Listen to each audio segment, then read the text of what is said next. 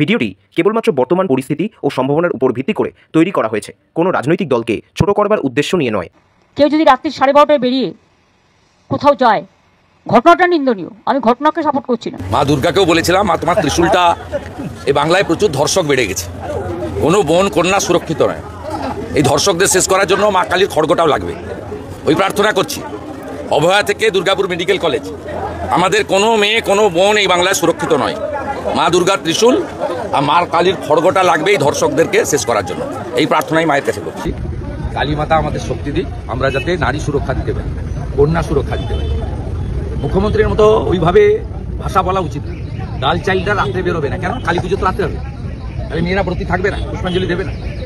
মেয়েদের সুরক্ষা মেয়েরাই নিয়ে নিবে, তাহলে আমরা আছি কি করতে? সরকার আছে কি করতে?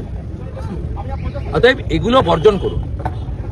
ভারতকে আমরা মাতা বলি, কন্যা আমাদের রত্ন, তাদের সুরক্ষিত রাখার দায়িত্ব আমাদের। এই যে গন্ডি কেটে দেওয়া হলো, কোথাও কি একটা নিয়ন্ত্রণ করে করায়ত্ত করা এরকম একটা মানসিকতা? কোন ইস্যুতে? মানে এই যে ধরুন নারীদেরকে রাত্রিবেলা বেরোনো, এই তো আফগানিস্তানেও বলছে কিনা সন্দেহ আছে, আফগানিস্তানে যারা শাসক আছে তারাও বলছে কিনা সন্দেহ আছে। এটা বলা উচিত হয়, উনি কোনো দলের নেত্রী নন, রাজ্যের প্রশাসনিক কর্তৃক পুলিশ মন্ত্রী। উনি আমাদেরকে, আমাদের বোনেদের মেয়েদেরকে প্রোটেকশন দেওয়ার দায়িত্ব ওনার। ওনার মুখ থেকে এই ধরনের কথা আসা মানে এটা অত্যন্ত বিপজ্জনক, এবং আমাদেরকে মানুষজনকে ভাবতে হবে যে এই ধরনের পুলিশ মন্ত্রী মুখ্যমন্ত্রীকে রাজ্যে রাখবেন কিনা। কারণ মানুষের কাছে একটা বড় সুযোগ আগামী কয়েক মাসের মধ্যে আসছে, সেই সুযোগটা মানুষ যদি কাজে লাগান তাহলে অন্তত যোগী আদিত্যনাথজি যেভাবে মহিলা সুরক্ষা দিচ্ছেন আমরাও এই রাজ্যে সেটা দিতে পারি। আপনারা যেরকম এসআইআর হোক সেটা যেরকম নির্বাচন কমিশনের কাছে দাবি করছেন, পাশাপাশি তৃণমূলের নেতারা হুমকি দিচ্ছে এসআইআর হলে কেউ বলছে লন্ডভন্ড করে দেবে। ইলেকশন কমিশন বুঝে নিবে, আমাদের দায়িত্ব নজরদারি চৌকিদারি করা। নন্দীগ্রামে বাংলাদেশের মহিলা ধরা পড়েছে, আমরা তো ভারতীয় মুসলিমকে নিয়ে বলছি না। নন্দীগ্রাম 1 নম্বর ব্লকের ভোটার তালিকায় বাংলাদেশ থেকে মেয়েদেরকে পটিয়ে নিয়ে এসে এখানে দ্বিতীয় বিয়ে তৃতীয় বিয়ে করে রেখেছে।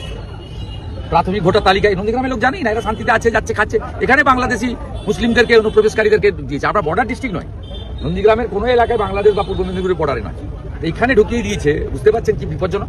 আমরা কেন ভারতীয়দের নিয়ে চলবো? আমার রেশন কেন ও খাবে? আমার জমি কেন ও নিবে? আমার ধর্মে কেন ও হাত দেবে? আমার ভোট ও কেন দেবে? বিদেশি লোকেদের ভোটে কেন আমি এমএলএ হব? বিদেশি লোকেদের ভোটে কেন মমতা ব্যানার্জি মুখ্যমন্ত্রী হবে? বিদেশি লোকেদের ভোটে কেন মোদীজি প্রধানমন্ত্রী হবে? ভারতীয়রা করবে লড়াইটা, ভারতীয়দের সঙ্গে অভারতীয়দের। আমাদের ভিডিওটি ভালো লাগলে অবশ্যই একটি লাইক করে দেবেন, কমেন্টে জানান আপনার মতামত, এবং এমন আরও ভিডিও পেতে সাবস্ক্রাইব করুন আমাদের চ্যানেল নিউজ 16 বাংলা।